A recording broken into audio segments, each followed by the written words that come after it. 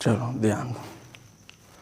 नमस्कार, मैं अलग सर आप लोगों के सामने नए जोश उमंग के साथ नए तरीके के साथ आज हम लोग प्रदर्शित हो चुके हैं, जिसमें आज का जो टॉपिक है बच्चा हम लोग कक्षा 11 का भौतिक विज्ञान, जिसको अंग्रेजी में फिजिक्स बोलते हैं बच्चा, उसको चालू किया जाएगा बच्चा बड़े जोश के साथ। भौतिक विज्ञान कुछ मैं फ्लो बताता हूँ, उसके बाद मैं आगे चलता हूँ। भौतिक विज्ञान को अंग्रेजी में फिजिक्स बोलते हैं।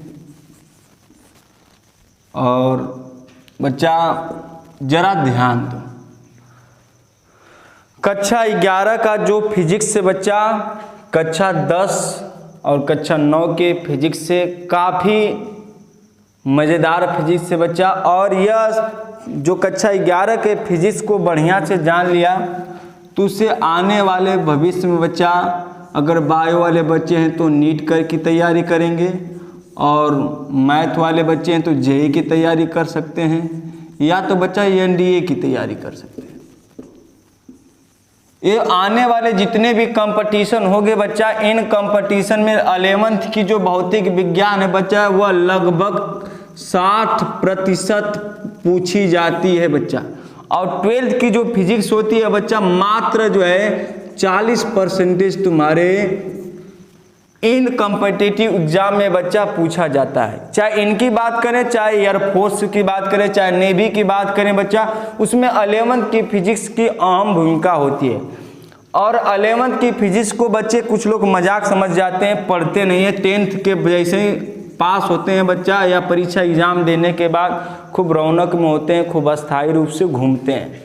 तो बच्चा अगर तुम घूमोगे तो बड़ा लेंदी हो जाएगा, क्योंकि 11th की जो फिजिक्स है या 12th की जो फिजिक्स है बच्चा हवा फिजिक्स नहीं है। 10 की तरह नहीं है कि हम आराम से घर पे सोए रहें, गए 10 दिन बाद क्लास करने अटेंड किए, समझ में आ गई बात है।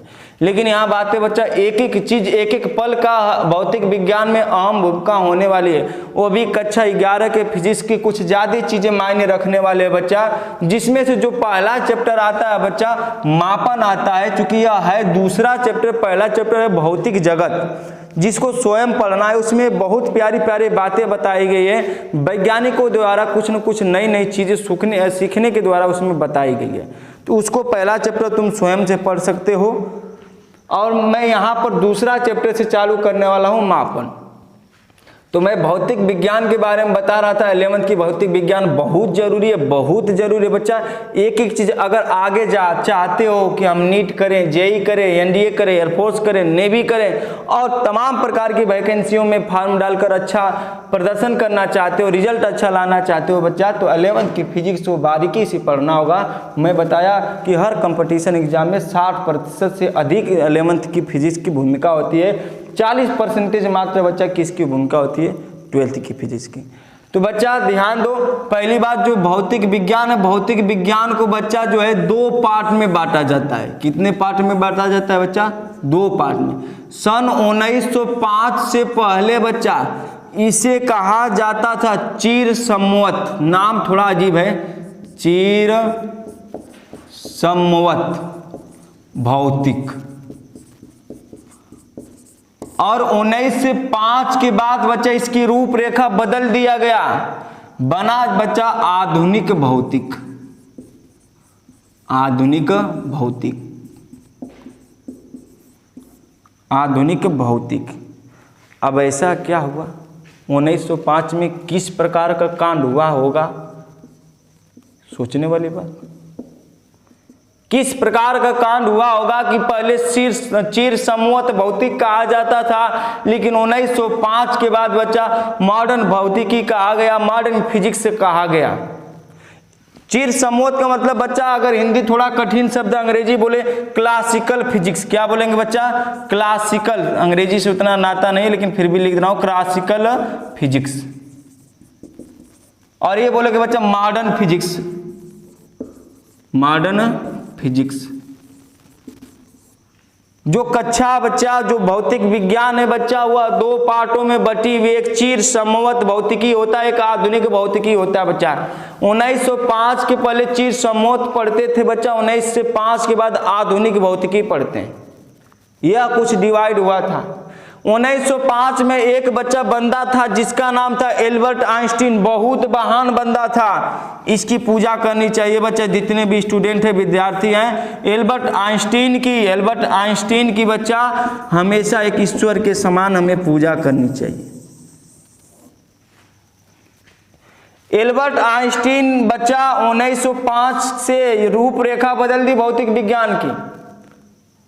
भौतिक विज्ञान के पूरा अंदाज बदल दिया बच्चा, वह कन्वर्ट कर दिया आधुनिक भौतिकी में। या पूरा परिवर्तन ही पूरा देश को बदल दिया इसने। इतना महान इंसान था एल्बर्ट आइंस्टीन। और एल्बर्ट आइंस्टीन को बच्चा हम लोग भौतिक विज्ञान के जो मॉडर्न फिजिक्स से बच्चा, उसको हम पापा बोलते हैं, पापा बोलते हैं। एल्बर्ट आइंस्टीन की मुझे एक बात हमेशा याद रहती है बच्चा, इन्होंने बहुत बेहतरीन बात बताई थी। क्या बात बताई थी, मैं इसके थोड़ा सा उस बात को मैं तुम्हारे सामने शेयर करता हूँ, तब इसके बाद आगे चलता हूँ। इन्होंने कहा था कि अगर इंसान अगर भविष्य में कुछ करना चाहता है तो जो दोपहर का पल होता है बच्चा, उस दोपहर के पल में कभी नहीं सोना चाहिए, कभी नहीं सोना चाहिए। दोपहर का पल मतलब लगभग 12 से 1 के बीच जो शाम का समय होता है बच्चा, 3 से पहले या 4 से पहले, जो भी समय ले लो बच्चा, अगर इसके बीच में तुम सोते हो तो काफ़ी चीज़ तुम खोते हो। यही एल्बर्ट आइंस्टीन ने बहुत बेहतरीन बात बताई थी। इन्होंने इसका प्रूफ भी बताया, इसका रीजन भी बताया बच्चा कि हम 12 से या 1 से 3 या 4 के बीच में हमें नहीं सोना चाहिए, नहीं सोना चाहिए। क्यों? क्योंकि उस समय हमारा जो मस्तिष्क होता है बच्चा, उस समय जो हमारा मस्तिष्क होता है बच्चा, बहुत सारी चीज़ों को वह खोने लगता है।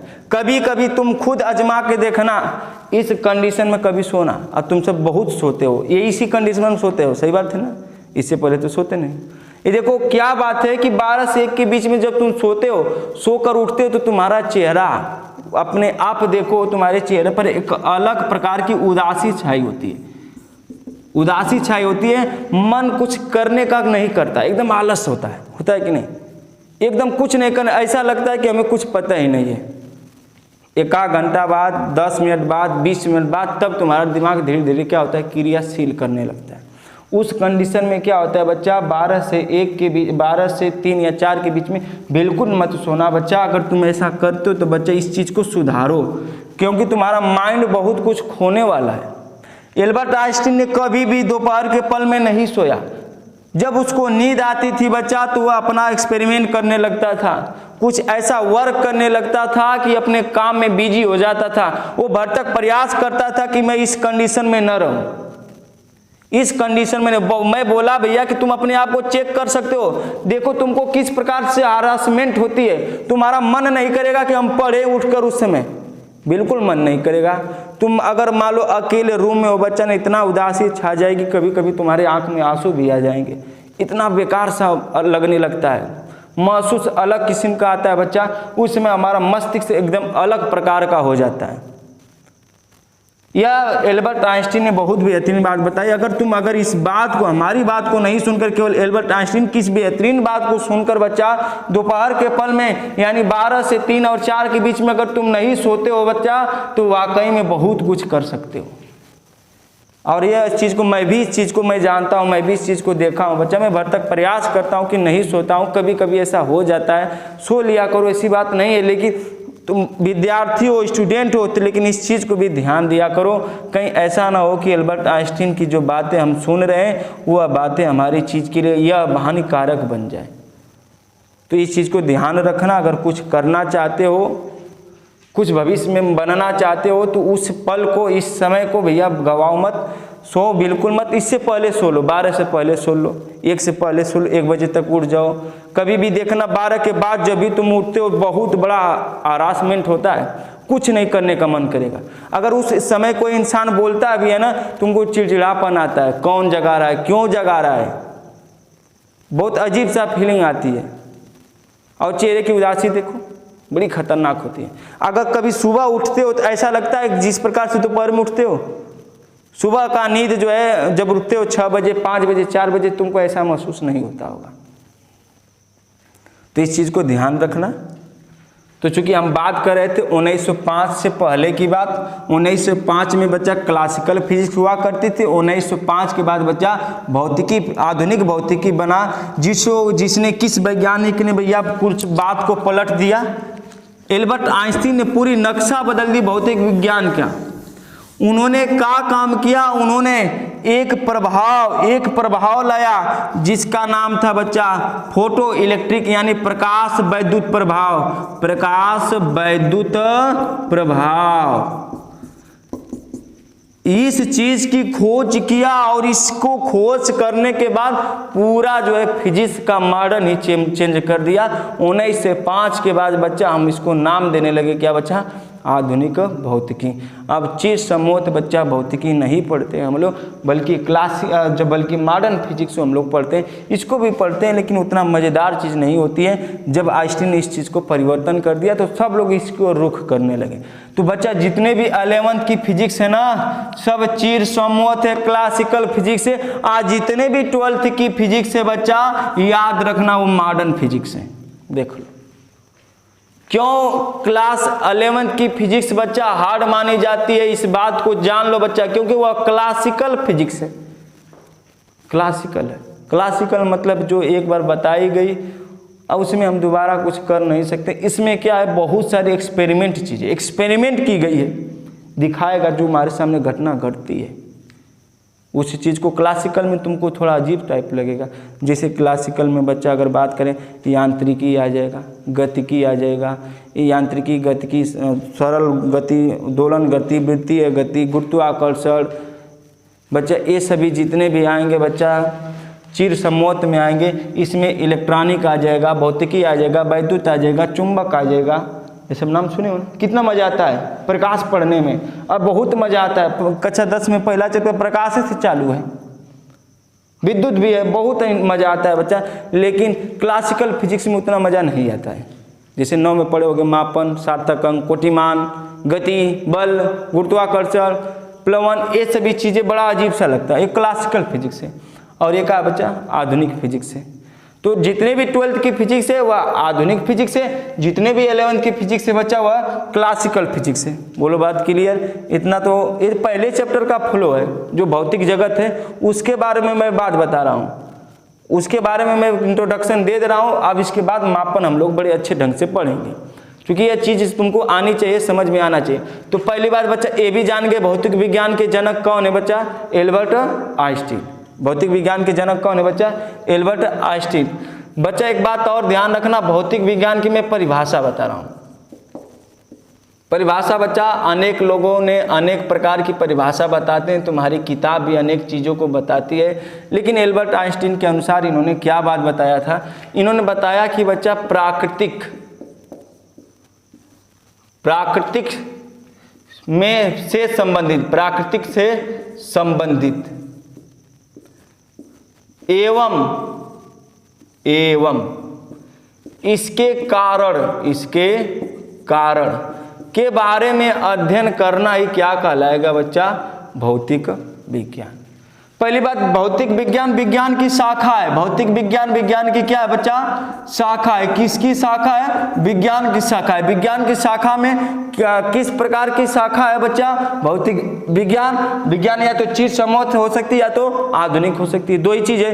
तो भौतिक विज्ञान किसे कहा जाएगा? प्राकृतिक से संबंधित एवं उसके कारणों के बारे में अध्ययन किया जाए, उससे क्या कहा जाएगा? भौतिक विज्ञान। प्राकृतिक संबंधित, प्राकृतिक में जितनी भी चीज़ें होती हैं, घटनाएं होती हैं, प्राकृतिक में घटनाओं या संबंधित का मतलब प्राकृतिक में घटनाओं, क्या बोलोगे? प्राकृतिक में होने वाली घटनाएं, प्राकृतिक में होने वाली, ये भी बात बोल सकते हो, प्राकृतिक में होने वाली घटनाओं और बच्चा और उनके कारणों के बारे में, किनके बारे में? कारणों के बारे में अध्ययन करना ही क्या कहलाएगा? भौतिक विज्ञान। बात क्लियर? भौतिक विज्ञान किसे कहा जाएगा? प्राकृतिक में होने वाली घटनाओं के बारे में और उसके कारण के बारे में अध्ययन करना ही क्या कहलाएगा? भौतिक विज्ञान। और एक चीज याद रखना, क्लास 11th की जितनी भी फिजिक्स को चीज समूह होगी बच्चा, चीज समूह का मतलब एक चीज और लिख लेना, खंड वाइज। क्या बच्चा? खंड वाइज। खंड वाइज का मतलब बच्चा, अगर पहला चैप्टर तुम मापन पढ़कर निकल रहे हो, तुम चाहो हम दूसरे चैप्टर के बारे में अगर मापन से चीज़ें संबंधित कर लें, असंभव की बात है, कुछ नहीं मिलने वाला। हर एक चैप्टर तुमको नया यहाँ मिलने वाला है, लेकिन कक्षा 12 में ऐसा कुछ नहीं है। अगर तुम विद्युत पढ़ रहे हो तो चुंबक उससे संबंधित होगा, अगर तुम प्रकाश पढ़ रहे हो बच्चा तो आने वाली प्रकाश के अन्य चैप्टरों भी उससे क्या होगी, संबंधित, एक दूसरे से मेच्योर में होगी, मिलती जुलती होगी। लेकिन कक्षा 11 की जो फिजिक्स होगी बच्चा, हर एक चैप्टर तुमको नया लगने वाला होगा। पहला पढ़ के निकलोगे बच्चा, जब दूसरा पढ़ने जाओगे तो तुमको वह नया बेस की तरह फिर से नई चीज़ें पढ़ने को मिल जाएगा। तो उसमें कोई दिक्कत नहीं। अगर तुम 2 महीने के बाद भी आ जाओगे पढ़ने के लिए बच्चा ना, तो कोई नुकसान नहीं। नुकसान तुम्हारा यहाँ होने वाला है। यहाँ तुम अगर एयरफोर्स की तैयारी करना चाहते हो, नेवी की तैयारी करना चाहते हो बच्चा, तो तुमको बच्चा 60% फिजिक्स 11 की कवर करनी होगी ही होगी। अगर तुम चाहते हो भविष्य में हम नीट की, जेई की और एनडीए की, एयरफोर्स की, नेवी की एग्जाम को क्रैक करें बच्चा, तो 11 की फिजिक्स को बड़े बेहतरीन ढंग से पढ़ना होगा, बहुत अच्छे ढंग से पढ़ना होगा बच्चा। नहीं तो अन्यथा बहुत कुछ खो सकते हो। बच्चे एंजॉय करते हैं, घूमते हैं, फिरते हैं, 10th का एग्ज़ाम देने के बाद रिजल्ट आता है, उसके बाद पढ़ना चालू करते हैं बच्चा। क्या तुम पेपर देकर आए हो, तुमको खुद पे भरोसा नहीं है कि हम पास होने वाले हैं या फेल? जब तुमको भरोसा है बच्चा तो अपने आगे फ्यूचर के बारे में सोचकर पढ़ाई करो। अगर तुमको लगता है कि हम नहीं पास हो पाएंगे तो भैया सबके तरह तुम भी क्या करो, घूमो, कोई दिक्कत नहीं होगा, कोई तुमको बोलने वाला नहीं होगा, मम्मी पापा भी डांटने वाले नहीं, कोई नहीं डांटेगा। घूमो, एंजॉय करो, कोई दिक्कत नहीं।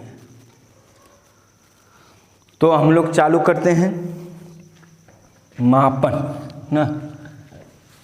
तो कुछ करना है तो कुछ बनना पड़ेगा। एक और सूचना भैया, अगर तुम सब मेरा स्टेटस देखे होगे तो मैं एक चीज़ ऐलान किया हूँ, और भगवान करे, ईश्वर करे ऐसा न हो। तकलीफ़ तो होती है, वाकई में अनंत तकलीफ़ होती है। जब कोई गहरा व्यक्ति, जो दिल में रहने वाला व्यक्ति अगर ऐसी बातों का उपयोग करे तो अनंत तकलीफ़ होती है। जो पीसीएस कोचिंग कैंपस है भैया, इसे खुद बनाया हूँ मैं अपने दम पर, और बच्चों के प्यार दुलार से बनी थी और बनी रहनी चाहिए। मेरा एक ड्रीम है बच्चा, कि सपना है, ड्रीम की अंग्रेजी सही है ना, जो भी हो, सपना है कि मेरे संस्था से कि हर साल कोई न कोई बच्चा 90+ % लाकर मेरी कोचिंग का, मेरी गरिमा को बढ़ाए। और इस चीज़ को मैं करने के लिए बच्चा कुछ बच्चों को मैं टारगेट में ले लेता हूँ। तुम सब अगर पेपर देकर आए हो तो तुम सब भी जानते हो मैं कितने कितने बच्चों के साथ टारगेट लिया था, कितने बच्चों के साथ मैं यह बात भी शेयर किया था, और उनको लाने के लिए काफ़ी मैं मेहनत किया, उनके साथ जुड़े भी रहा।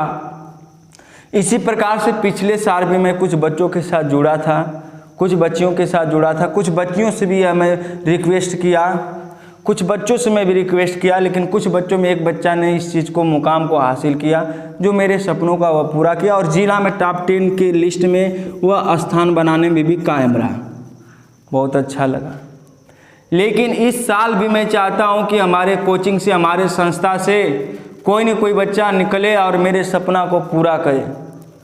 और बच्चा, अगर बच्चा 90+ लाता है तो मैं बड़े धूमधाम के साथ, बड़े आनंदमय होकर, भौतिक और रासायनिक आनंदों के साथ बड़े आनंदमय हो जाता हूँ। मैं भूल जाता हूँ कि मैं क्या था, ये मेरा सपना है बच्चा। अगर तुम इसको करते हो तो ठीक। अगर मैं ये भी बोला हूँ कि अगर कोई बच्चा इस साल नहीं लाता है तो मैं अपनी कोचिंग संस्था को पूरी तरह से बंद कर दूँगा। ये मेरा ऐलान है, पढ़ाने वाला नहीं हूँ। जब तक रिजल्ट नहीं आता है तब तक पढ़ाएंगे, इसके बाद हम खुद स्वयं इसको बंद करके छोड़ छाड़ देंगे। पढ़ाएंगे, ऐसी बात नहीं है, खुद की संस्था बंद करके दूसरे के संस्था में पढ़ाएंगे। मैं अपनी संस्था को इतने जी जान से मेहनत करके बच्चा पढ़ाता हूँ कि हमारे यहाँ से बच्चे मेहनत करें। और तुम सब देखे भी हो कि 10-10 बजे से बच्चे आ जाते थे, शाम को 5 बजे 6-6 बजे तक यहाँ रुक कर पढ़ाई करते थे। कुछ बच्चे रात में भी यहाँ पर नाइट क्लास की भी व्यवस्था की गई थी, वह बच्चे आकर यहाँ पर पढ़ते थे। तुम सब भी पढ़े हो। उम्मीद थी, काफ़ी बच्चों से उम्मीद थी, शायद उम्मीद पर वह उतर गए, तो मेरा जो सपना है वो पूरा हो गया। तो हकीकत वाकई में अच्छा रहे, PCS कोचिंग कैंपस फिर से चले। कुछ बातें ऐसी होती है बच्चा चुभ जाती हैं बड़े अंदर तक, और कुछ लोग भावनाओं से खेलने लगते हैं, क्योंकि बहुत तकलीफ़ होती है, समस्या होती है, और मैं भावनाओं में बहुत जल्दी बह जाता हूँ। तो मेरे अंदर की कमी है कि ऐसा नहीं होना चाहिए किसी एक अध्यापक को। तो चूँकि मैं अध्यापक की तरह नहीं, मैं अपने बच्चों के साथ एक फ्रेंडली भाव की तरह, एक भाई के समान, एक दोस्त के समान रहता हूँ कि जिसे किसी भी प्रकार का उसको दिक्कत और परेशानी न हो। मैं हमेशा मिल मिला के रहता हूँ कि किसी भी प्रकार का कोई दिक्कत नहीं हो। मैं तुम्हारे भविष्य के साथ कभी नहीं खिलवाड़ किया होगा बच्चा। तुम यहाँ पर हमारे PCS कोचिंग कैंपस में रात में आकर यहाँ पर रहते हो बच्चा, तुम्हारे साथ मैं भी रहता हूँ। तुम जिस जगह पर सोते हो तुम्हारे साथ मैं भी सोता हूँ। तुम जो राशन खाते हो बच्चा वो मैं भी खाता हूँ। तुम सब कभी कभी नहीं खाकर सोते हो या खाकर भी सो जाते हो बच्चा, मैं तो कभी कभी बिना खाए सो जाता हूँ। ऐसी कंडीशन केवल एक ही टारगेट में बनाकर चलता हूँ कि हमारे कोचिंग से बच्चा 90+ कोई ना कोई बच्चा लाए, और मैं इसी भूख के लिए तड़पता हूँ भैया कि यह चीज़ हो। और तुम जिले के टॉप 10 की लिस्ट में आओ या ना आओ भैया तो अलग बात है, आ जाओगे तो तुम्हारी गरिमा होगी, सम्मान दिया जाएगा, लोगों द्वारा पुरस्कार दिया जाएगा। मेरा सिर्फ इच्छा है कि हमारे कोचिंग से 90% लाए। अगर जिस प्रकार से हम इस साल मेहनत करवाए हैं बच्चा, तो कुछ बच्चों से बहुत ही ज़्यादा हम अपेक्षा कर लिए हैं कि इस चीज़ को भैया मेहनत करके 90+ को पार करें। अगर ऐसा हो जाता है, अगर 4-5 बच्चियाँ 2-4 बच्चे जो भी हो, एक भी बच्चा ला देता है तो बच्चा हमारी गरिमा, हमारा मान सम्मान बिल्कुल व्यापक रूप से बचा रहेगा। अन्यथा मैं इस संस्था को पूरी तरह से बंद कर दूंगा। ये थोड़ा तकलीफ़ हुआ है तब ऐसी भावना उत्पन्न हो रही है, नहीं तो ऐसा कुछ है नहीं जो किया जाए।